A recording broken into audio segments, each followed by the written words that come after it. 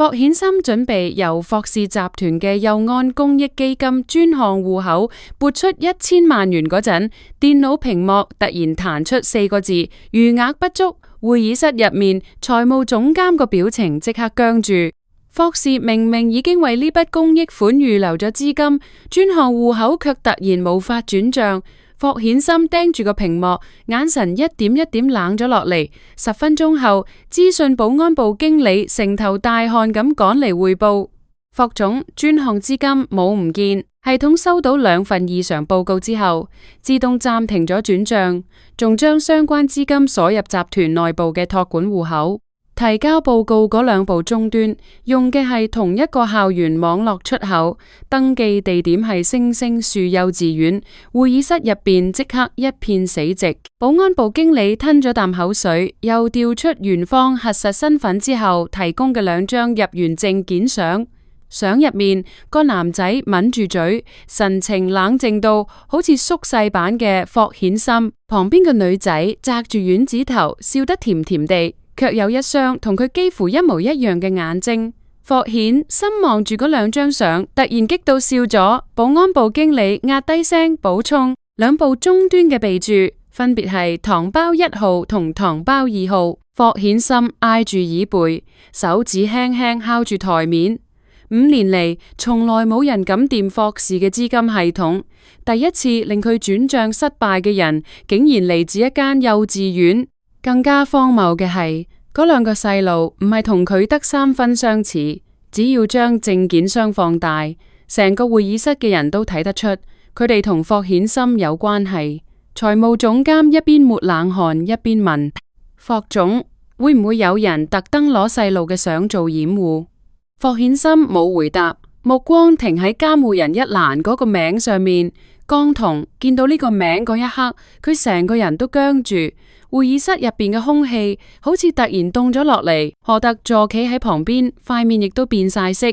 江彤呢個名已經喺霍顯森嘅生活入邊消失咗5年。5年前，佢係霍氏風控中心最後生嘅算法工程師，亦係唯一夠膽喺董事會上面當面否決霍顯森嘅人。嗰陣，2個人曾經秘密拍拖，只係從來冇對外公開。後來江彤被指控洩露集團核心風控模型，公司對外聲稱佢已經收咗一筆巨額補償，仲主動離職。霍顯森亦親手簽咗辭退文件。嗰晚，佢企喺雨入邊，塊面白到幾乎透明，只係問咗佢一句：霍顯森，你真係相信我會偷你啲嘢？佢冇回答。江彤凄然笑咗一下，轉身離開。由嗰日開始，佢再都冇見過江彤。而家江棠個名竟然出現喺2個疑似觸發霍氏風控系統嘅細路後面。霍顯森盯住嗰2張相，低聲講：準備架車。何特助連忙問：霍總，我哋去星星樹幼稚園。霍顯森企起身，轉賬暫時停低，查清楚託管戶口入邊啲資金去向，所有涉及佑安公益基金嘅賬目全部重新審計。財務總監塊面即刻白晒。霍顯森望咗佢一眼，把聲凍到完全冇溫度。餘額不足並唔失禮。有人攞公益款嚟做文章，嗰樣先至係霍氏真正嘅醜聞。星星樹幼稚園而家正午休。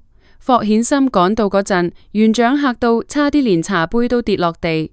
霍總，你點解親自過嚟？霍顯森冇兜圈。糖包1號同糖包2號喺邊度？園長愣咗一下。你講嘅係江之恒同江之田仲，佢哋都喺小雲朵5班。霍顯森腳步突然一頓。江之恒、江之田2個細路都姓江。何特助低聲提醒霍總，最好先聯絡監護人。霍顯森沉默咗2秒，聯絡江彤。園長面露難色。江媽媽今日喺附近科技園開會，部手機可能校咗靜音，2個細路冇出事靈。冇。霍顯森望向走廊盡頭。牆上貼滿咗細路仔嘅畫作，其中一幅畫入邊，媽媽拖住2個細路，旁邊企住一道冇面嘅高大身影。畫紙下面寫住一行歪歪斜斜嘅細字：等你自己嚟揾我哋。霍顯森心口好似俾乜嘢狠狠撞咗一下。就喺呢個時候，小雲朵5班道門打開，一個小男仔抱住部平板電腦行出嚟，塊面冇半點慌張。佢見到霍顯森，先由頭到腳仔細打量咗佢一轉，你就係餘額不足。何特助差啲俾自己啖口水毒親。霍顯森眯起雙眼，小男仔繼續講：你真人比證件相入面老少少。霍顯森激到笑咗。江之行。係另一個呢？課室入面探出一個細細嘅腦袋。江之田眨住眼，把聲又軟又落。哥哥，餘額不足叔叔個樣，好似我哋嘅相片爸爸。霍顯心喉結微微喐咗一下。相片爸爸，邊個教你哋咁叫？江之行攬實手上部平板電腦。媽媽冇教，係我哋自己查到嘅。霍顯心壓低心入邊嘅情緒。係你哋觸發咗霍氏嘅風控系統。江之行認真咁糾正，我哋冇喐過你啲錢，我哋只係喺公開捐款頁面發現幼安公益基金嘅到賬記錄同幼稚園公布嘅情況對唔上，所以先提交異常報告。係系統自己暫停轉賬，啲錢仲喺霍氏內部嘅託管戶口入邊，36小時之後，如果冇人手複核，先會自動解鎖。何特助聽到頭皮發麻，呢個細路講嘢，直頭好似讀緊保安部嘅調查報告。霍顯森低身同佢平視，邊個教你咁做？江之行抿咗抿嘴唇，媽媽只係教過我哋唔可以亂掂人哋啲嘢。公開頁面上面嘅數據係你哋自己放出嚟，我只係交咗一份異常報告，就好似喺門口掛咗塊牌，提醒你入邊有人偷餅乾。江之田細細聲補充：我哋冇偷餅乾，我哋係好孩子。霍顯森望住兩個細路，一個冷靜，一個軟糯，一個似佢，一個似記憶入邊嘅江童。心入邊嗰團火突然揾唔到出口。呢個時候，走廊另一邊傳嚟一陣急促嘅腳步聲。江童匆匆趕到幼稚園，白恤衫最上面粒紐仲未扣好，手上死死捏住嗰疊會議資料。佢見到霍顯森喺兩個細路面前，塊面即刻變晒色。之行、之田過嚟，兩個細路即刻走到佢身後。江童將佢哋牢牢護住，再抬頭望向霍顯森。5年冇見，佢比以前瘦咗少少，眉眼卻比以前更加清冷。當年嗰個喺霍氏會議室入邊鋒芒不露嘅女仔，而家企喺幼稚園走廊入邊，條腰板依然挺得筆直。霍顯森慢慢企起身，江童把聲冷淡又疏離。霍總有咩事，請聯絡我個律師。細路仲細，唔接受任何未經監護人同意嘅問話。霍顯森望住佢護喺細路身前嗰雙手，心口突然一陣發緊。佢哋係邊個嘅細路？江童淡淡笑咗一下。我嘅阿爸呢？唔關你事。霍顯森眼神沉咗落嚟。江童，佢哋個樣同我好似。雲城入邊個樣似霍總嘅人應該唔少。你覺得呢句說話有說服力咩？江童將兩個細路交俾園長，低聲講：麻煩你先帶佢哋返課室。江之田唔放心咁問：媽媽，餘額不足叔叔會唔會蝦你？江童摸咗摸佢個頭：唔會。江之行一臉警惕咁望咗霍顯森一眼，要係佢蝦你，我即刻去揾老師，亦會請警方幫手。霍顯森冇笑，只係第一次清清楚楚感覺到自己喺細路眼中仍然係一個需要提防嘅陌生人。兩個細路俾園長帶返課室之後，走廊只剩低幾個大人。江童開門見山咁講：細路觸發咗你哋嘅風控系統，係我管教不嚴，我會配合調查，亦會承擔監護人應負嘅責任。但係霍總要係想借題發揮，利用呢件事搶細路，你諗都唔使再諗。霍顯森面色微微一變：我幾時有講過要搶細路？江童冷笑一聲：5年前霍家可以用一張通知趕我走，亦可以憑一句說話就幫我定罪。而家你突然出現喺幼稚園，我梗係要先防住你。5年前呢3個字好似一支針，狠狠隔入霍顯森心口。佢沉聲講：當年嗰件事我一直都有查。江棠望住佢，眼神完全冇任何波動。查咗5年都仲未查清楚。霍顯森一句說話都答唔出。當年條證據鏈睇落實在太完整，賬戶登入記錄、文件外傳時間、競爭公司嘅報價變動，全部都指向江棠。嗰陣佢啱啱接手霍氏，董事會步步進逼，阿媽又病重，家族一直有心撮合嘅許萬欽，亦不停暗示江棠接近佢係另有目的。佢信咗所謂嘅證據，亦相信自己嘅判斷，所以由頭到尾都冇認真聽過江棠嘅解釋。江棠冷聲講：霍總，今日呢件事，我會叫之恒同之田寫檢討，亦會認真教佢哋遵守網絡界線。至於佑安公益基金，既然問題已經暴露，你最好盡快查清楚。細路嘅處理方法雖然做得唔啱，但佢哋發現嘅問題係真嘅。霍顯森嘅目光一凝：你知道基金有問題？唔知道。江棠停咗一停，但我知道之恒唔會無緣無故做呢種事。你相信佢？佢係我個仔。霍顯森被呢句說話刺咗一下。江棠相信自己個仔，就好似5年前，佢亦曾經希望霍顯森可以相信佢，但佢冇。江棠轉身想走，霍顯森突然問：佢哋幾大？佢突然停低腳步：唔關你事。江棠、霍顯森把聲低咗落嚟：要係佢哋真係我嘅細路，我有權知道。江棠擰轉頭，眼神凍似冰。權利唔係憑空落到你手上。5年前我最需要你相信我嗰陣，你選擇咗沉默。依家你想知道啲咩，就先攞出應有嘅尊重。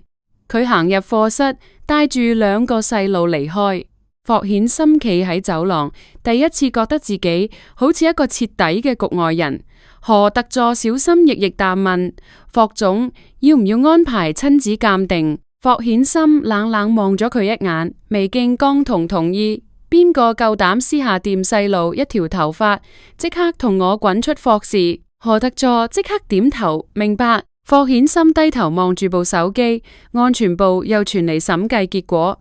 佑安公益基金過去2年有多筆資金流入一間空殼供應商，簽批人係財務副總周啟明，而周啟明就係許萬欽個表哥。霍顯森眼神徹底冷晒。5年前嗰單舊案終於露出一道罅。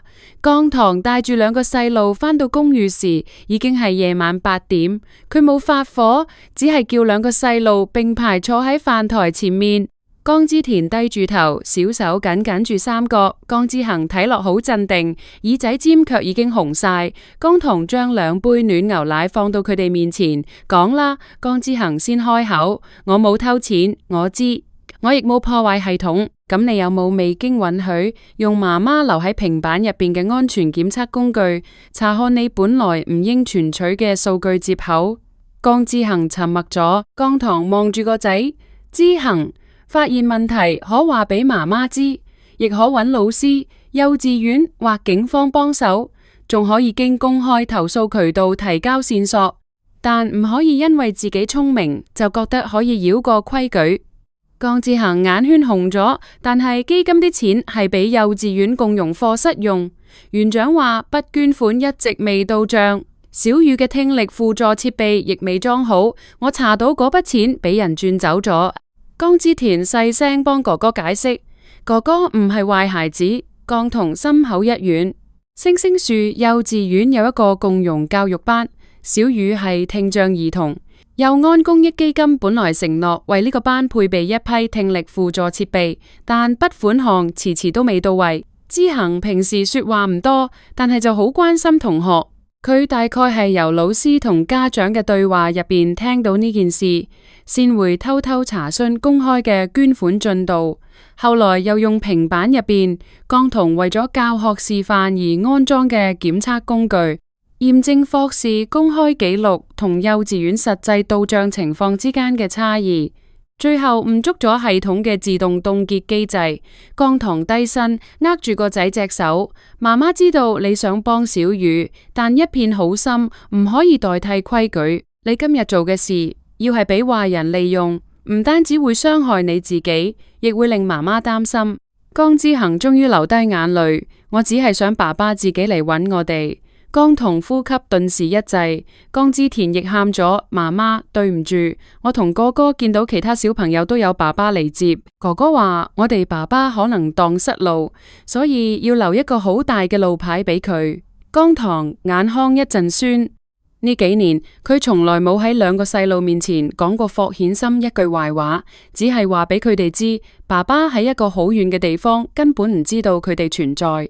啱啱發現有咗新人嗰陣，佢曾經發過電郵俾霍顯森，亦打過電話，但所有聯絡方式都俾許曼欽啲人攔截晒。後來佢名譽盡毀，接連俾幾間公司取消錄用，於是唔願意再帶住兩個細路返去，求一個唔肯相信佢嘅男人。佢以為咁樣已經足夠，但兩個細路比佢想象中更加敏感，佢哋唔係唔問，只係驚佢會難過。江彤將兩個細路攬入懷入邊，唔係你哋嘅錯。江之恒哽咽住問：咁佢真係我哋爸爸？江彤合埋雙眼，好耐之後先輕聲回答：由血緣上嚟講係。兩個細路都愣住咗。江之田細細聲問：咁佢會唔會中意我哋？江彤喉嚨一緊，佢唔想呃兩個細路，中意一個人唔會因為有血緣就自然產生。一個人可唔可以成為真正嘅爸爸，要睇佢以後點做。江之恒抹走眼淚，咁我要考察佢。江棠忍唔住笑咗一下，眼淚卻流咗落嚟。得，但前提係你哋以後唔可以再用呢種方法引佢出嚟。我寫檢討。江之恒點頭，江之田亦舉起隻手，我都寫。我負責遞餅乾俾哥哥，我都有錯。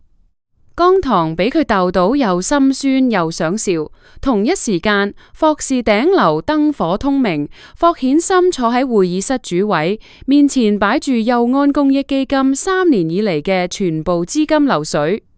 安全部、審計部同法律事務部所有人全部到場。周啟明坐喺角落，面色難睇到極點。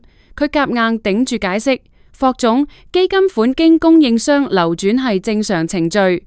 兩個幼稚園細路觸發系統異常，點可以當成證據？霍顯森抬眼望住佢，兩個細路唔係證據，資金流水先係證據。筆款項只係暫時存放，暫時存放喺你親屬控制嘅空殼公司。會議室入邊一片死寂，周啟明塊面瞬間白晒。霍顯森將一份資料掟到台面。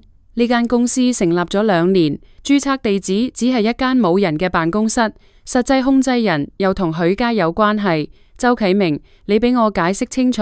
周啟明額頭不停冒冷汗。霍總，呢件事許小姐並唔知情。門外忽然傳嚟高踭鞋聲，許曼欽推門行入嚟，眼圈微微發紅。顯森，我當然唔知道周啟明做過啲咩，我都係啱啱先收到消息。佢着住一身白色套裝，仍然係5年前嗰副柔弱溫婉嘅模樣。霍顯森望住佢，你嚟得都幾快。許曼欽咬咗咬嘴唇，我擔心你，依家網上面已經有人傳霍氏戶口餘額不足，我驚會影響集團聲譽。聲譽？霍顯森笑得凍到令人心寒。霍氏嘅聲譽唔係俾餘額不足呢4個字影響，而係俾有人侵吞公益款毀咗。許曼欽塊面一僵，顯森，你唔好咁樣望住我。5年前江棠嗰件事，你已經食過1次虧。依家佢突然帶住2個細路出現，2個細路又咁啱可以觸發霍氏風控系統，你唔覺得所有事都太巧合？會議室入邊有人低低頭，呢句說話明顯講中咗唔少人心入邊嘅疑慮。霍顯森卻只係死死盯住許曼欽。5年前江棠嗰件事，你應該好清楚。許曼欽心口猛然一跳，我只係擔心你又俾佢呃。咁你5年前交俾我嗰啲電郵記錄，究竟係由邊度嚟？許曼欽啲眼淚一下湧咗出嚟。顯森，你懷疑我，我懷疑所有人。霍顯森企起身，亦包括我自己。許曼欽頓時愣住。5年前，佢最識得利用霍顯森嘅自負。嗰陣，霍顯森太相信自己嘅判斷，太相信嗰條睇落完整嘅證據鏈，亦太討厭俾人欺騙。只要許曼欽將江棠塑造成一個別有用心嘅人，佢就會親手將江棠推開。但係依家嘅霍顯森已經完全變咗，佢唔再急住定罪，而係開始逐個環節核查清楚。許曼欽終於有啲慌。霍顯森轉向審計部，凍結佑安公益基金所有相關款項，交俾獨立第三方審計。周啟明即刻停職，由法律事務部跟進。5年前嗰單封控無形洩漏案重新啟動調查，原始記錄俾邊個刪除，俾邊個修改，逐條查清楚。佢停頓咗一下，又補充一句：在查江棠離職之後，嗰筆所謂嘅補償金究竟去咗邊度？許曼欽塊面徹底白晒，嗰筆補償金江棠1蚊都冇收過。有人偽造咗佢簽收款項嘅記錄，實際資金卻轉入許家控制嘅戶口。霍顯森睇見佢個表情，眼神變得更加冷。許曼欽，最好唔係你。佢轉身離開會議室。何特助快步跟上。霍總，去邊度？霍顯森望咗一眼窗外沉沉嘅夜色，去江棠屋企樓下。依家佢有太多問題想問，亦欠江棠一句遲咗5年嘅對唔住。但架車駛到江棠居住嘅公寓樓下嗰陣，霍顯森卻冇上樓。佢坐喺車入邊，見到7樓亮住暖黃色燈光，窗簾影出3個影。江棠彎住腰，唔知同2個細路講緊啲咩。2個細細嘅身影一左一右挨喺佢身邊。嗰係佢哋彼此依靠咗5年嘅生活入邊，一直冇佢嘅位置。霍顯森忽然唔敢上去打擾。何特助又倒後鏡望住佢。霍總，要唔要打電話俾江小姐？霍顯森擰頭，聽日再講。佢唔可以再好似5年前咁，淨係憑住自己嘅情緒就闖入去。2個細路唔係證據，江棠亦唔係一個可以由佢隨便盤問嘅人。佢想成為爸爸，亦想重新行近江棠。第一件事唔係向佢索取答案，而係學識尊重。第2日一早，江棠送2個細路返幼稚園，發現霍顯森已經等喺門口。佢冇帶保鏢，只係帶住何特助同一個文件袋。江棠見到佢，眉心微微皺起。江之田先細細聲講：哥哥，餘額不足叔叔嚟咗。江之恒板住塊小臉，只係叫咗一聲霍先生。霍顯森低身望住2個細路。琴日件事我已經查過，你哋發現嘅問題係真，多謝你哋幫小雨同其他細路保住咗原本應該得到嘅設備。江之恒眼神微微喐咗一下。霍顯森繼續講：但係未經允許使用檢測工具進入後台係錯嘅。你哋媽媽講得啱，聰明唔代表可以越過規矩。江之田細細聲問：咁你會唔會捉走哥哥？霍顯森心口一緊：唔會。你哋冇攞走資金，亦冇故意破壞系統。霍氏唔會將你哋當成罪犯，但呢件事一定要由媽媽、幼稚園同安全部一齊處理。你哋亦要寫檢討，認真接受網絡安全教育。江之恒抬起頭：我已經寫咗。好。霍顯森將文件袋遞向江棠。呢份係佑安公益基金初步審計結果。2個細路觸發嘅自動託管程序保住咗關鍵記錄。霍氏會公開補足所有延誤款項，並且向星星樹幼稚園道歉。江棠冇伸手發去我郵箱。霍顯森即刻收返個文件袋。好，佢冇再堅持。江棠有啲意外，以前嘅霍顯森習慣將嘢直接戳落人哋手上，只要佢認為自己啱，就從來唔會問人哋願唔願意接受。但係今次佢竟然真係停低咗。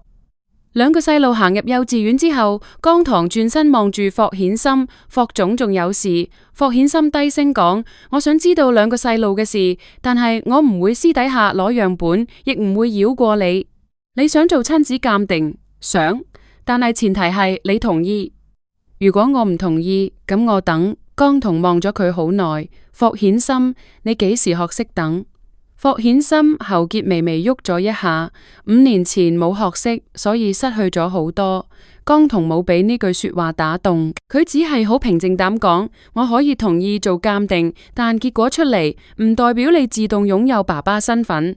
以後你想見2個細路，必須先得到我同意。你亦唔可以利用霍家權勢干涉我嘅生活同工作。霍顯森幾乎冇猶豫。好，仲有2個細路嘅私隱唔可以外泄，我會保護佢哋，唔係保護。江童糾正佢，係尊重。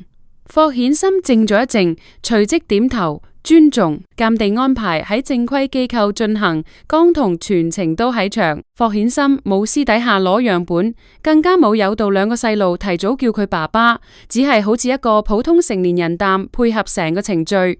江之田偷偷望住佢，霍先生，你緊張？霍顯森坦白講，緊張？你唔係總裁咩？總裁都會緊張？會？點解？霍顯森望咗望江童，又望向2個細路，因為個結果對我好重要。江之恒輕輕哼咗一聲，個結果對我哋都好重要。霍顯森低頭，所以我會等你哋自己作決定。江棠企喺旁邊，心入面泛起一種講唔出嘅酸澀。佢唔相信霍顯森淨係憑幾句說話就可以徹底改變，但係睇得出嚟，佢的確努力壓低自己嗰份強勢。呢件事好難，但係亦只係一個開始。3日之後，鑑定結果顯示，霍顯森同2個細路之間嘅親權概率全部都超過99.99%。霍顯森攞住份報告喺車入邊坐咗好耐都冇喐過。何特助輕聲講：霍總，恭喜。霍顯森卻冇笑，只係眼眶微微泛紅。5年嚟，佢錯過咗2個小朋友出世，錯過佢哋第一次叫媽媽，第一次行路，第一次返幼稚園，而江棠一個人捱過咗呢一切。佢有咩資格淨係聽一句恭喜？佢最應該做嘅係先同江童道歉，唔係用一句恭喜將呢5年錯過嘅一切輕輕帶過。嗰晚，霍顯森再次去到江童住嗰棟大廈樓下，今次佢預先發咗個信息：我喺樓下，可以見你10分鐘嗎？如果唔方便，我即刻走。江童盯住個信息，沉默咗好耐。2個小朋友已經瞓着，佢披上外套落咗樓。屋苑花壇旁邊，霍顯森企喺街燈下面，手上冇花，亦冇禮物，只有嗰份鑑定報告。江棠行過去，10分鐘，霍顯森將份報告遞俾佢，你應該都收到結果。我過嚟，只係想當面同你講句對唔住。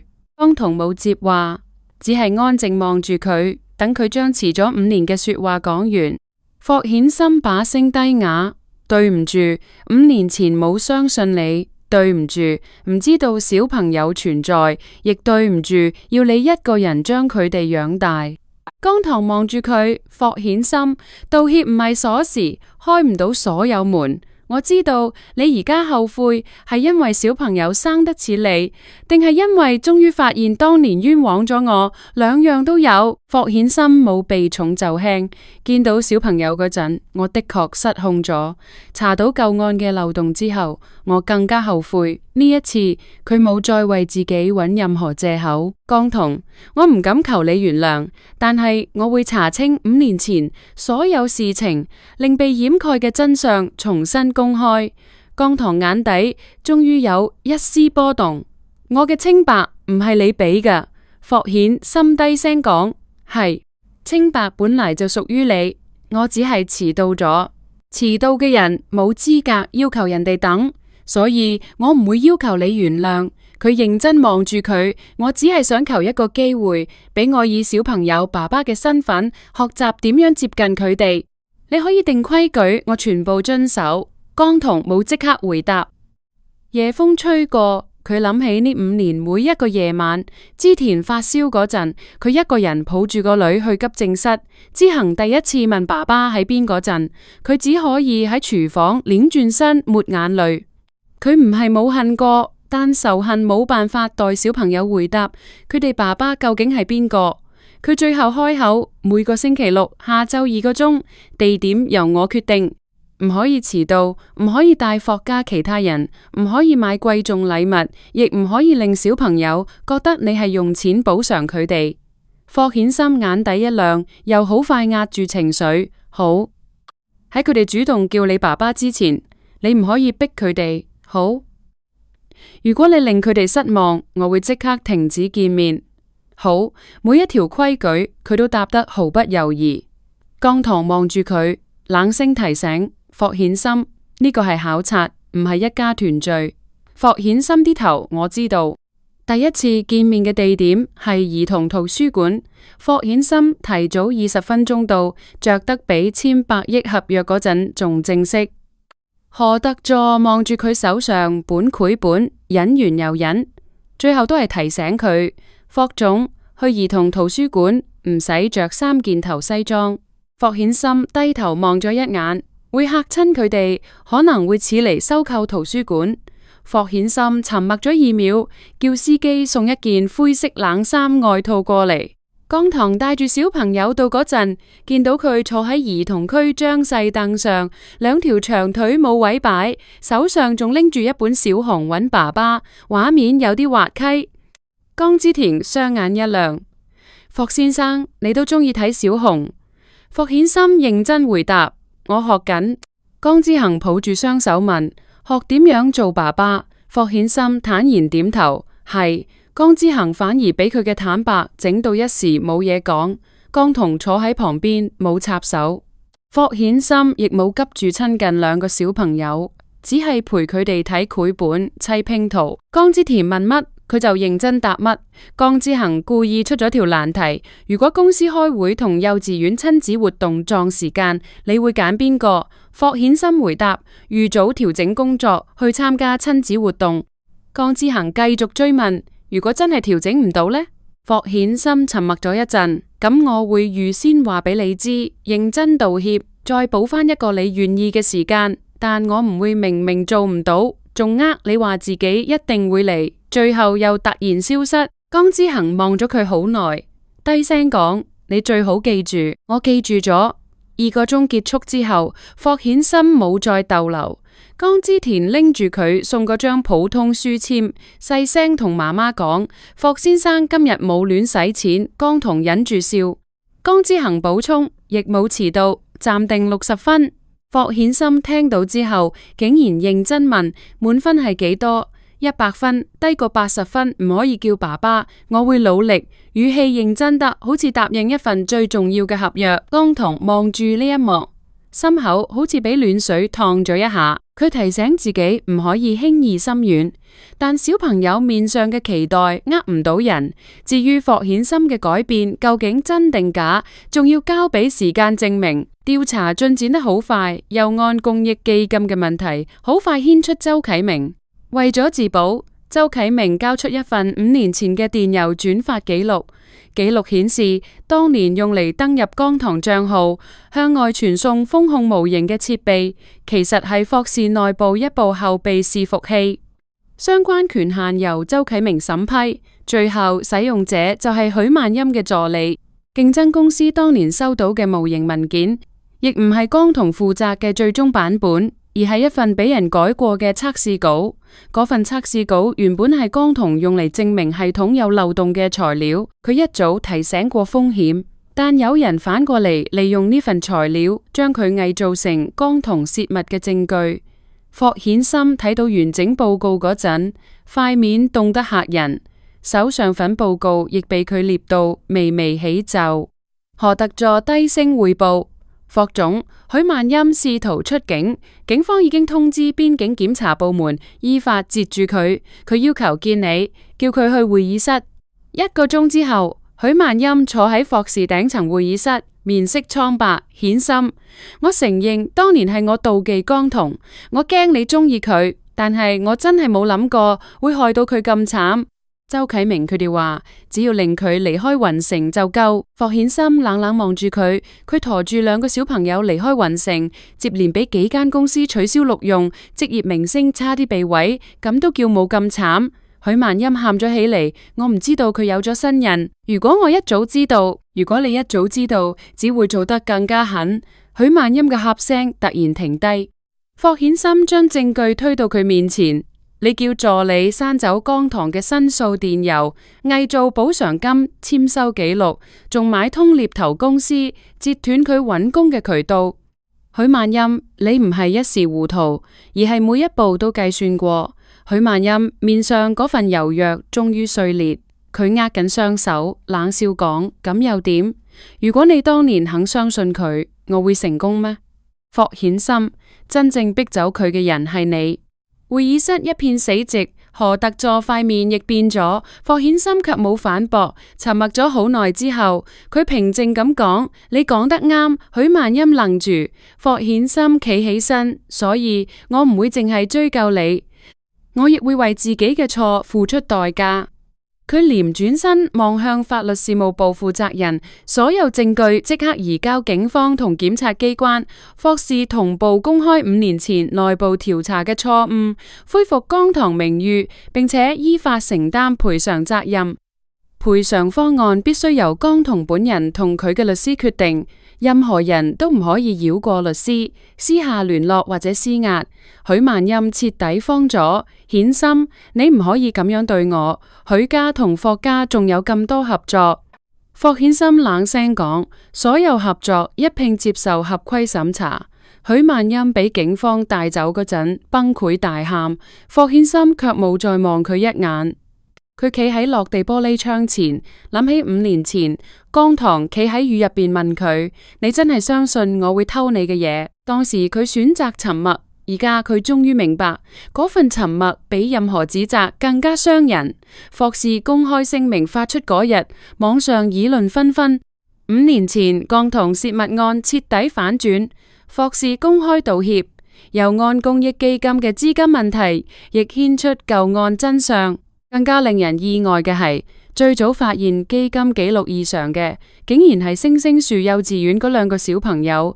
江棠第一時間要求社交平台刪走涉及小朋友身份嘅資料。霍顯森亦叫法律事務部發出私隱保護聲明，唔可以公開未成年人嘅姓名、相片同其他可以辨認身份嘅資料。惡意傳播嘅人將會依法追究責任。今次佢冇利用小朋友製造話題，亦冇借輿論逼江棠接受自己。江棠睇到份聲明嗰陣，心入邊嘅防線稍為放鬆咗一啲。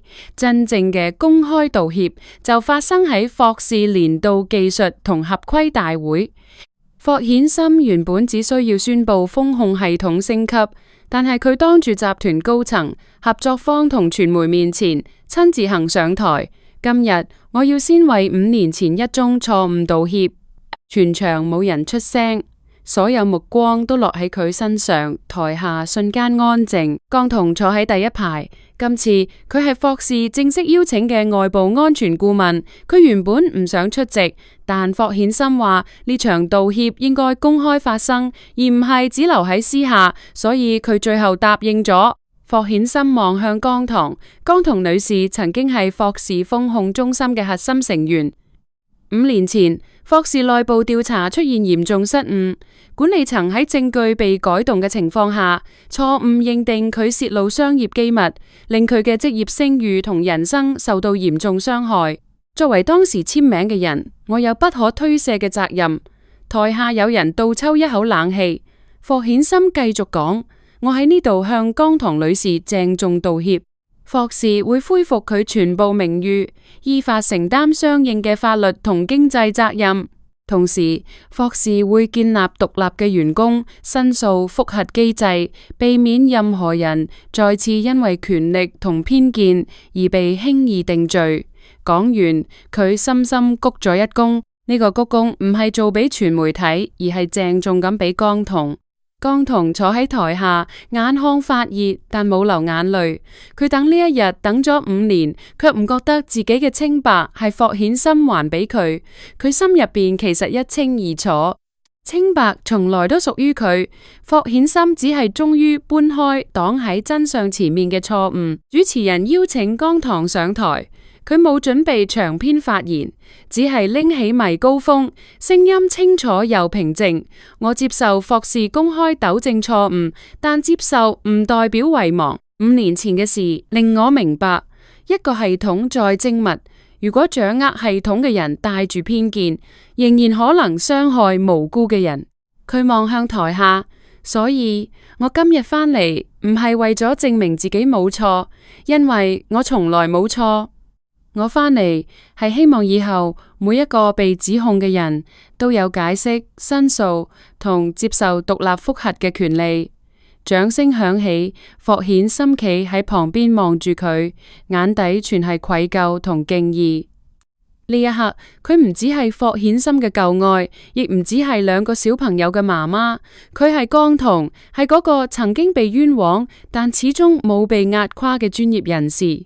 會議結束之後，好多舊同事過嚟向江彤道歉，有人紅住雙眼講，當年其實亦覺得啲證據巧合得過分，只係冇勇氣提出質疑。江彤只係平靜回咗4個字，以後夠膽講呢4個字，比任何指責都更加有分量。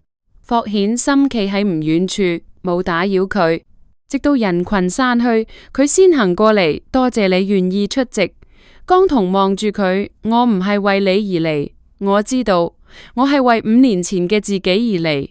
霍顯森點頭，佢值得。江彤心口微微一動，佢發現而家嘅霍顯森終於唔再將所有事情都拉返自己身上，佢開始學識企喺佢身後，而唔係擋喺佢面前，擅自代佢定義點樣先算勝利。2個小朋友知道媽媽上台發言之後都好興奮。江之田抱住平板電腦睇重播，媽媽好靚。江之恒認真糾正，媽媽係好叻。江之田諗咗諗，又靚又叻。星期六見面嗰陣，霍顯森帶咗2本兒童法律啟蒙繪本俾2個小朋友。江之恒打開睇咗一眼，你係咪暗示我上次冇守規矩？霍顯森淡定回答，我都需要學習。江之田舉起手，咁爸爸唔係，霍先生，你學識未？爸爸2個字爭啲衝口而出，3個大人都愣咗一下。江之田紅住塊面，拎到江彤身後，霍顯森眼底瞬間亮起驚人嘅光，但硬係壓住咗情緒。佢冇逼個細路改口，只係溫聲答：仲學緊。江彤將呢一切睇在眼內，心入邊某個硬咗好耐嘅地方又軟咗少少。後嚟，江之田第一次正式叫爸爸，係小雨攞到助聽設備嗰日。又按公益基金將全部款項補發返之後，星星樹幼稚園嘅共用課室終於正式起好。霍顯森冇俾傳媒入幼稚園，只同江彤同院方代表參加咗一場小型啟用儀式。小雨戴上全新嘅助聽設備，第一次清楚聽到老師叫自己個名，當場笑得特別開心。江之田見到小雨笑，亦跟住笑起嚟。佢跑到霍顯森身邊，拉住佢隻手。爸爸，小雨聽到啦。霍顯森成個人僵住，連喐都唔識。江之田仲未意識到自己叫咗咩，只係仰住塊小臉繼續問：以後佢就唔使成日望住人哋個嘴係嘛？霍顯森頹低，眼眶已經紅晒。係。江之田呢刻先反應過嚟，塊小臉一下紅透。我頭先，霍顯森把聲好輕，我聽到啦，多謝你。佢始終冇主動伸手抱個女，直到江之田自己撲入佢懷裏。霍顯森小心翼翼咁抱住個女，好似抱住失而復得嘅成個世界。江之恒企喺旁邊，故意擰開塊面。江棠見到個仔紅咗嘅眼眶，輕聲問：之恒，小男孩抿住嘴，我仲要繼續考察。霍顯森點頭，得。江之恒紅住耳尖講：不過你今日可以加20分，依家啱啱好80分，80分可以試住叫一次。佢把聲好細，卻清清楚楚叫咗一聲爸爸。霍顯森合埋眼一陣，嗰一聲好輕，卻令佢爭啲失態。江彤臉過頭，靜靜抹走眼角啲淚。佢唔係為霍顯森而喊，而係為2個細路終於唔使再對住一道冇樣嘅影子想象爸爸。不過2個細路認返爸爸，並唔代表江彤就會同霍顯森復合。江彤將界線畫得好清楚。霍顯森可以每個禮拜陪細路，可以參加親子活動，亦都可以同佢一齊處理細路嘅教育問題。但係佢唔可以住入佢屋企，唔可以干涉佢嘅工作，更加唔可以利用細路逼佢返到自己身邊。霍顯森將所有條件全部答應晒，冇提出任何異議。佢開始學習做一個爸爸，佢會因為幼稚園手工作業剪唔好張紙而俾江之田嫌棄。會因為講訓前故事太似開董事會而俾江之恒要求重講，亦會喺親子運動會着住運動衫跑得太認真，爭啲將其他爸爸嚇走。江彤望住霍顯森一次又一次笨拙但係認真咁行近細路，心入邊嘅恨意冇一夜之間消失，但某啲硬咗好耐嘅地方的確開始慢慢鬆動。同一時間，佢亦完全冇停低自己嘅事業。霍氏公開道歉之後，好多公司向佢發出邀請，有人甚至開出高薪，請佢出任安全負責人。霍顯森亦曾經問過一次江彤：你願唔願意返霍氏？江彤望住佢，以咩身份？外部安全委員會負責人，獨立於集團管理層，直接向董事會匯報，同時接受員工申訴委員會監督。你有權拒絕霍氏任何唔合理嘅要求。江彤聽完之後有啲意外，唔係總裁親自特聘，唔係，亦唔係為咗補償我，唔係。霍氏需要一個敢講唔嘅人，至於接唔接受，只係睇你自己想唔想做。江彤沉默咗好耐，我會考慮。江彤最後冇返霍氏，而係成立咗自己嘅安全合規工作室，專門幫企業建立風險控制、複核機制同公益資金透明系統。而佢工作室接到嘅第一個正式客戶，始終並唔係霍氏。霍顯森知道呢個決定之後，冇阻止，亦冇追問，只係講咗一句恭喜。何特助忍唔住問：霍總，你唔失落咩？失落？咁你點解仲咁平靜？霍顯森望住窗外，佢唔係為咗令我開心先作出選擇。我可以做嘅只有尊重。江彤嘅工作室第一次公開亮相，係喺雲城公益資金透明論壇。佑安公益基金事件之後，公益資金透明成為行業焦點。江彤亦獲邀做主題分享，台下坐住好多企業負責人，亦有霍氏高層。佢冇講太多技術細節，而係將重點放喺制度同複核機制上。安全唔係睇邊個更加聰明，可以繞過幾多道門。真正嘅安全係令每一道門都知道應該為邊個打開，點樣留下記錄，亦知道出咗問題應該由邊個負責。佢講完之後，台下即刻響起一陣熱烈掌聲。有人提問：江女士，聽講最初發現佑安公益基金異常嘅係你兩個細路，你點睇？細路太早接觸網絡安全。江彤神情嚴肅：我唔鼓勵任何細路未經授權進入系統，越聰明越需要知道界線。我兩個細路出發點係幫同學，但係處理方法錯咗，佢哋亦已經寫咗檢討同埋接受教育。我哋唔可以將未成年人包裝成傳奇黑客，更加唔可以將違規行為浪漫化。佢停咗一下，又講：不過大人亦應該反省。點解連細路都發現到嘅問題，企業內部卻長期冇察覺？與其稱讚所謂天才，更重要係盡快補翻制度漏洞。台下再次響起掌聲。霍顯森坐喺第一排望住佢，眼裏係完全冇掩飾嘅驕傲。論壇結束之後，有傳媒想追問江彤同霍顯森嘅私人關係。霍顯森早一步行到佢身邊，卻冇替佢回答，只係同記者講：今日係江棠女士嘅專業論壇，請尊重今日嘅主題。江棠望咗佢一眼，呢句說話嘅分寸啱啱好，佢冇將佢保護到密不透風，亦冇令佢被動拎到自己身後，只係將屬於江棠嘅專業場合重新還俾佢。返去屋企嘅路上，兩個細路都已經喺後座沉沉瞓着咗。江彤坐喺副駕駛位，窗外燈光一閃而過。霍顯森揸住車，低聲講：今日講得好好，多謝。之恒聽到你話唔鼓勵違規，今晚可能又要寫第二份檢討。江棠忍唔住笑：佢最近已經就嚟將檢討寫成論文，好似你，邊度似我？認錯都要講邏輯。江童側頭望住佢。5年前，佢同霍顯森亦曾經有過咁平靜嘅時候，只係嗰陣兩個人都太鋒利，邊個都唔肯先低頭。依家佢哋之間隔住細路、舊傷、道歉同漫長嘅錯過，反而學識咗慢慢講嘢。駕車停喺公寓樓下，霍顯森將兩個細路抱上樓，江之田瞓到迷迷糊糊，攬住佢條頸唔放。江之恒醒咗卻扮瞓，由得佢抱。將兩個細路放上床之後，霍顯森企喺門口冇入去。江童替兩個細路冚好被，出嚟嗰陣見到霍顯森仲企喺門外。咩事？霍顯森低聲講：多謝你俾我參與佢哋嘅生活。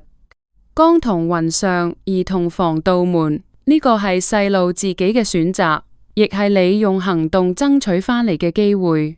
霍顯森冇否認，佢望住江童，終於問出嗰句說話：江童，我仲可以重新追求你嗎？四周嘅空氣突然之間完全靜咗落嚟。今次佢唔係要求復合，亦唔係利用細路將佢綁返自己身邊，而係認真問佢願唔願意俾自己一次機會。江童望住佢，過咗好一陣先講：霍顯森，我已經唔係5年前嘅江童，我知道。我唔會因為細路需要爸爸，就將自己重新交返俾一段曾經傷害過我嘅關係。我知道你亦唔可以將內疚當成愛情，唔係內疚。霍顯森把聲好低，卻非常清楚。內疚令我想補償，愛卻係因為我見到依家嘅你，仍然想繼續行近。你可以拒絕我，我亦唔會因此退回爸爸嘅身份，更加唔會影響細路。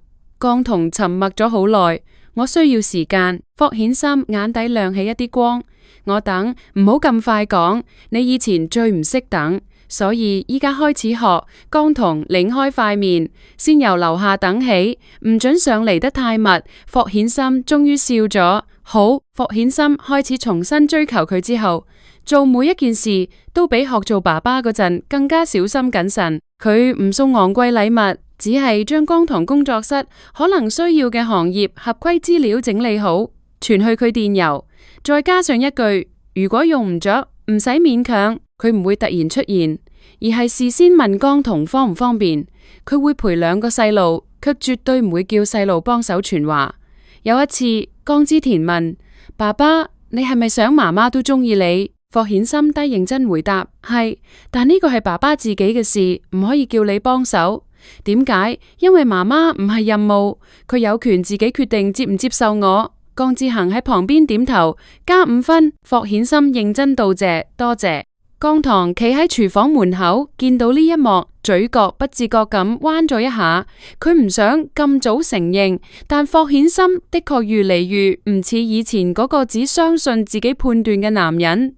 佢開始學識詢問、等待，亦開始將決定權真正交返到佢手裏。舊案進入司法程序之後，許萬欽同周啟明先後俾檢察機關依法起訴。許家想私底下揾江童和解，派人去工作室樓下等佢，仲送嚟一份金額好高嘅和解協議。江童望都冇望，交俾我律師。對方勸佢：江小姐，做人留一線。許小姐已經知錯，你又何必趕盡殺絕？何況霍總依家已經返到你身邊，你想要嘅唔係全部都得到咩？江童停低腳步，我想要嘅從來唔係霍顯森回頭。佢望住對方，一字一句咁講：我要嘅係造假嘅人承擔責任，係以後再冇人可以用一句誤會輕輕抹走另一個人嘅5年。對方聽完之後，塊面即刻變得非常難睇。呢個時候，霍顯森由升降機口行過嚟，許家人好似見到救星。霍總，你勸下江小姐。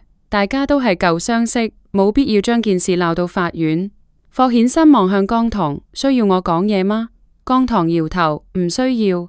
霍顯森點點頭，真係向後退咗半步。許家人愣住咗。霍顯森呢刻先冷聲講：聽到啦，佢唔需要我替佢講嘢，你哋揾錯人。另外，許家所有相關合作都已經進入合規複核，唔好再嚟騷擾江童，否則我哋會保留記錄並依法申請保護措施。許家人只可以灰頭土臉咁離開。江童望住霍顯森，頭先退後半步，係邊個教你？霍顯森答得非常自然，我幾時教過？你講過唔好替你解決所有問題。江童輕輕笑咗，學得唔錯，可以加分咩？你都想要評分？知行有，我都想要。江童俾佢逗笑，心入面嘅沉重散咗唔少。70分，5年前扣得太多，剩低嘅慢慢補。霍顯森望住佢，認真點頭。好。公開審訊嗰日，江童冇回避，佢以受害人身份出庭，坐喺受害人席上，聽住控方逐項出示證據、偽造電郵、篡改登入記錄、轉移補償款、惡意阻斷求職渠道同埋侵吞公益資金，每一項證據都好似重新撕開5年前嘅傷口。許萬欽喊住道歉，話自己只係太愛霍顯森，亦太驚失去佢。江童聽完只覺得荒謬，輪到佢陳述嗰陣，佢企起身，聲音平靜。我唔接受任何人用愛作為傷害人哋嘅理由。5年前我失去嘅唔單止係工作，仲有名譽、職業機會，同埋本來應該得到公平對待嘅權利。今日我企喺呢度，係想話俾所有人知，就算真相遲咗，製造謊言嘅人亦一定要付出代價。成個法庭入邊頓時一片安靜，冇人出聲。霍顯森坐喺旁聽席，眼眶微紅。最後，法院依法判許萬欽同周啟明有期徒刑，追繳違法所得，並責令相關責任方賠償江童嘅經濟同名譽損失。江童行出法院嗰陣，外面陽光特別明亮，記者圍上嚟問江女士：你依家咩心情？佢望住鏡頭，輕鬆。你會唔會同霍總復合？霍顯森企喺幾步之外，冇行上前擋住鏡頭。江童淡淡一笑，今日係法律還原事實嘅日子，唔係感情發佈會。記者即刻俾佢堵到一句都講唔出。佢繼續講：我同霍顯森之間嘅事由我自己決定。請唔好將一個女人嘅清白簡化成佢最後有冇重新俾某個男人愛上。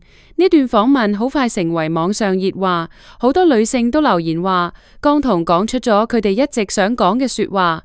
霍顯森轉發咗嗰段訪問，只寫咗一句：佢講得啱，冇表白，亦冇佔有，只係真真正正承認，亦係第一次真正尊重佢嘅選擇。江童睇到之後，一直望住嗰4個字睇咗好耐。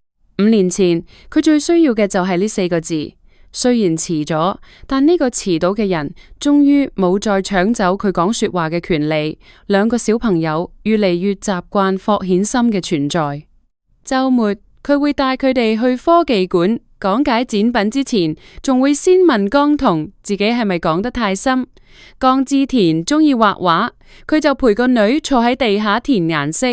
江之恒中意研究規則，佢就陪個仔睇兒童法律啟蒙書。佢每次都聽到雙眼發亮。有一次幼稚園安排職業分享，江之田舉手講：我爸爸係總裁。老師問：總裁平時做咩？江之田諗咗諗，以前成日開會，依家主要學習點樣做爸爸。全班即刻笑成一團。霍顯森後嚟聽到呢件事，竟然冇反駁，佢總結得好準確。江童笑住講：霍總依家覺悟好高，江老師教得好，唔好亂叫。好，江顧問，2個人嘅關係喺日常相處入邊慢慢拉近，嗰種靠近唔急，亦冇半點勉強，唔係轟轟烈烈咁複合，亦唔係一夜之間返到過去。江童依然住喺自己間公寓，工作室亦越嚟越忙。霍顯森間中過嚟食飯，食完就自動自覺洗碗。第一次洗碗嗰陣，佢唔小心跌爛咗一隻碟。江之田喺旁邊驚呼：爸爸，你破產啦！點解連隻碟都保護唔到？霍顯森沉默咗2秒，仲未破產，只係洗碗技術唔熟。江之恒喺旁邊補充：轉賬餘額不足嗰日，亦好似破產。江童忍唔住笑出聲。霍顯森望住佢哋3個一齊笑，心入邊好似被一種久違嘅溫暖填滿。佢曾經擁有無數權力同埋決策權，卻從來冇擁有過咁普通嘅一餐晚飯，好似終於摸到一點真正屬於屋企嘅溫度。食完飯，兩個小朋友去做功課，江棠企喺露台吹風，霍顯森行到佢身邊，保持住唔遠唔近嘅距離。江棠，我依家有幾多分？佢望住遠處燈火，你仲記住？一直記住85分。霍顯森眼底一亮，剩低15分，慢慢補。好，佢冇再追問究竟要點補。江棠卻忽然講：下個月係之甜同之恒生日。霍顯森呼吸一緊，我可以參加嗎？可以，要準備啲咩？佢哋想去海洋館，唔好包場，唔好大陣仗，亦唔好送貴重禮物，你準時到就得。我一定到。佢講得好輕，卻冇半分猶豫。生日嗰日，霍顯森提早半個鐘去到海洋館門口，佢着住簡單外套，手上拎住兩個細細嘅禮物袋。江之田收到一盒彩色鉛筆，江之恒收到一本規則遊戲書，兩樣都唔貴，卻好合心意。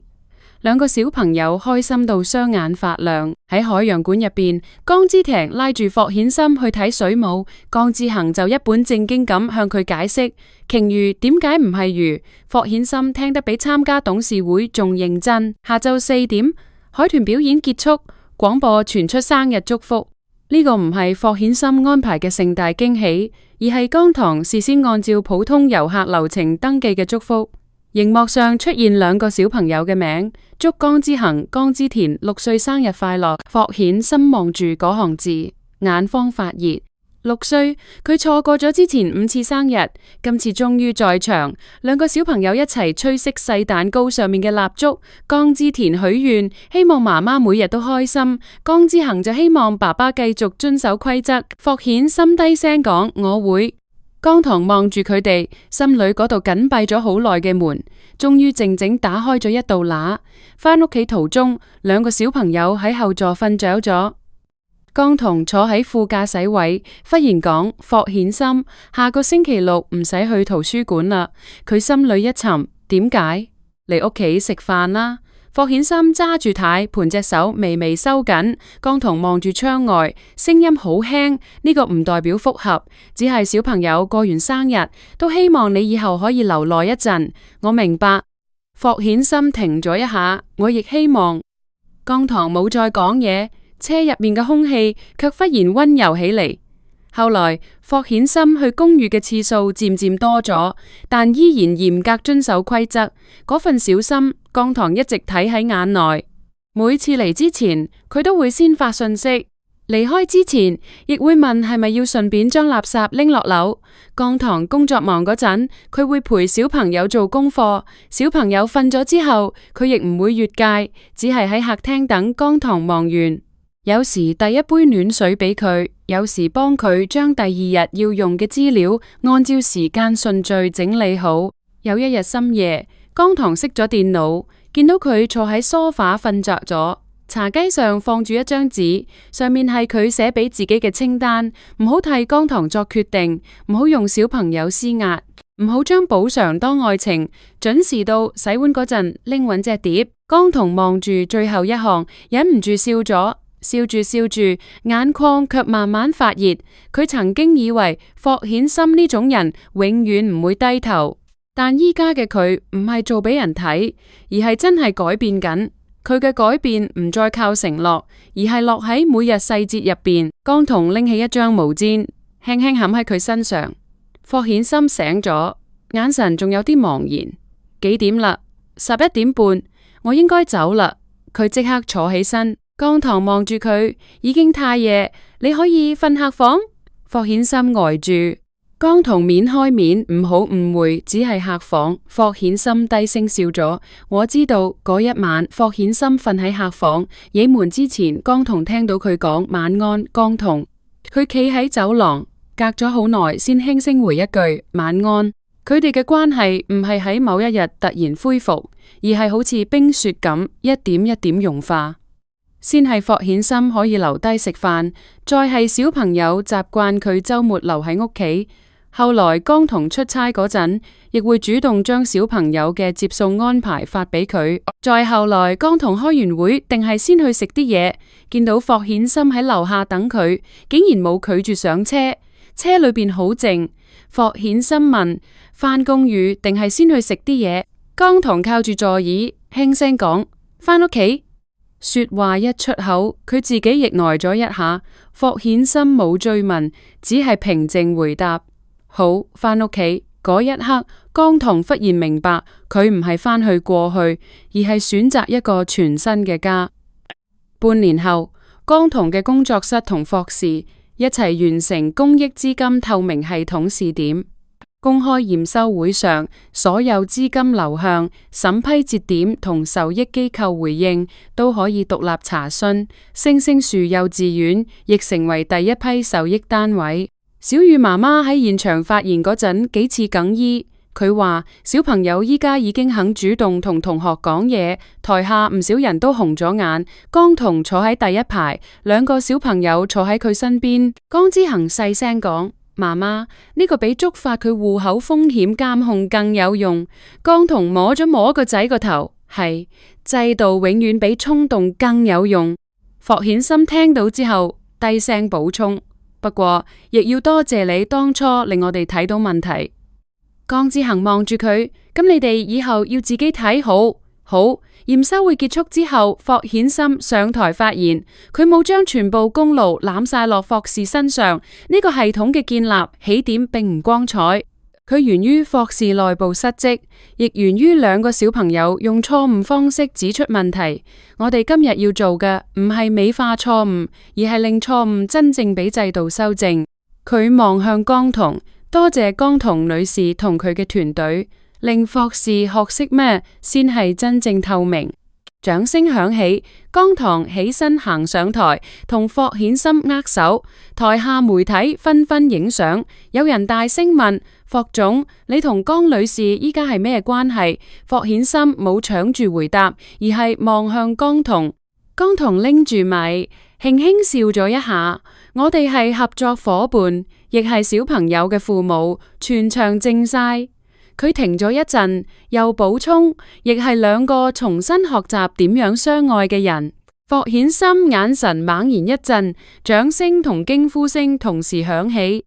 江童冇避開鏡頭，佢講得好清楚，呢個唔係簡單複合，亦唔係一句原諒或者破鏡重圓就可以概括，而係兩個人重新學習信任同相愛。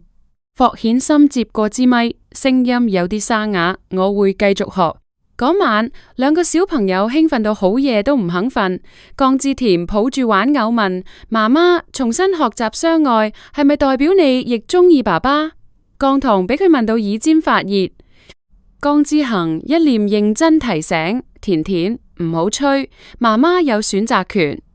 江之田即刻掩住個嘴。霍顯森喺旁邊低聲笑起嚟。江童望住佢同兩個小朋友，忽然覺得命運有時真係好奇怪。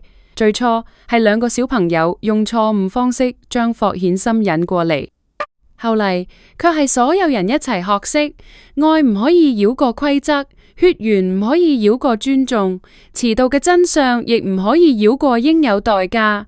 江童最後冇即刻搬入霍家，霍顯森亦冇提出要求。佢哋只係慢慢將兩個家連接起嚟。公寓入邊多咗霍顯森嘅拖鞋同牙杯。霍家老宅亦替江童同兩個小朋友保留各自嘅房間。霍老爺子，亦即係霍顯森爸爸，第一次正式見到兩個小朋友嗰陣，激動到幾乎講唔出嘢。不過江童事先定下規則。霍家任何人都唔准搶小朋友，強迫佢哋改姓，亦唔准擅自舉辦迎親宴。霍老爺子只係擰低，紅住雙眼講：爺爺嚟遲咗。江之田輕輕抱咗抱佢，爺爺以後準時就得。江之恒就遞咗一張表俾佢，呢張係家庭成員考察表。霍老爺子戴上老花眼鏡，睇到上面寫住：第一，唔准蝦媽媽；第二，唔准用錢呃人；第三，講過嘅說話一定要算數。老人家睇住睇住，眼淚跌咗落嚟。好，爺爺簽名。霍家人去到呢刻先明白，江棠帶返嚟嘅唔係兩個等住豪門庇護嘅小朋友，佢哋有媽媽俾嘅底氣，有自己判斷，亦有一張細細嘅規則表。江棠更加唔會再容許任何人替佢同小朋友決定人生。1年後，江棠同霍顯森正式登記結婚，冇盛大求婚，亦冇鋪張婚禮，只係一個普通星期五。兩個小朋友照常返幼稚園，江棠朝早開完會，霍顯森下晝就空出2個鐘。喺婚姻登記處門口，霍顯森問：真係諗清楚啦？江棠望住佢，呢句應該由我問你，同我結婚，代表你以後要接受我講唔？接受我繼續經營自己間工作室，亦要接受小朋友未必會按照霍家期望長大，佢哋只需要按照自己意願成長。霍顯森冇遲疑，我接受，亦會支持。江棠笑咗，霍顯森，你依家嘅答案好標準，呢個唔係標準答案。佢認真望住佢，係我呢幾年真正學識嘅。完成登記之後，江棠冇流淚。霍顯森亦冇失態，佢哋只係並肩企喺陽光下，望住結婚證上面張相。5年前錯過嘅信任，終於喺漫長補課之後，變成一個新開始。夜晚兩個小朋友知道之後，喺屋企開咗個小型家庭會議。江之田宣布爸爸正式轉正，江之恒補充試用期表現良好，但要繼續監督。霍顯森鄭重點頭，接受監督。江棠笑到靠喺梳化，江之田忽然問：咁爸爸以後仲會唔會餘額不足？霍顯森沉默1秒，唔會。江之恒嚴肅咁講：戶口唔係重點，制度先係重點。江棠笑出聲，霍顯森亦笑咗。嗰日晚飯好普通，4個人圍坐喺唔大張飯台旁邊，食住江棠煮嘅番茄牛肉同霍顯森煮到有啲過腍嘅青菜。江之田將青菜撥埋一邊，霍顯森啱啱想提醒，就聽到佢講：爸爸煮嘅可以俾面食一條。江之恒喺旁邊點頭，要鼓勵進步。霍顯森望住兩個小朋友，再望向坐喺對面嘅江棠，佢眼裏帶住笑意。霍顯森忽然覺得自己呢一生最富有嘅時刻，唔係戶口餘額恢復，唔係霍氏股價上升，亦唔係董事會全票通過，而係呢張飯台旁邊有兩個小朋友鬥嘴，有江棠坐喺對面，有一碗熱湯，亦有一個佢終於學識珍惜嘅家。好耐之後，霍氏嘅內部培訓仍然會提起嗰次出名嘅餘額不足事件。新員工聽到成個人目瞪口呆，所以霍總嘅轉賬真係俾2個幼稚園小朋友觸發風控暫停過。老員工壓低聲線，準確啲講，嗰次叫資金託管提醒事件。嗰2個小朋友後來點樣？一個成為霍總最驚嘅小老師，一個成為霍總最錫嘅小綿雀。江顧問呢？老員工笑咗，嗰位係成個霍氏上下最唔敢敷衍嘅人。喺屋企，江棠間中仲會攞呢件事笑霍顯森。霍總轉賬之前檢查過餘額未？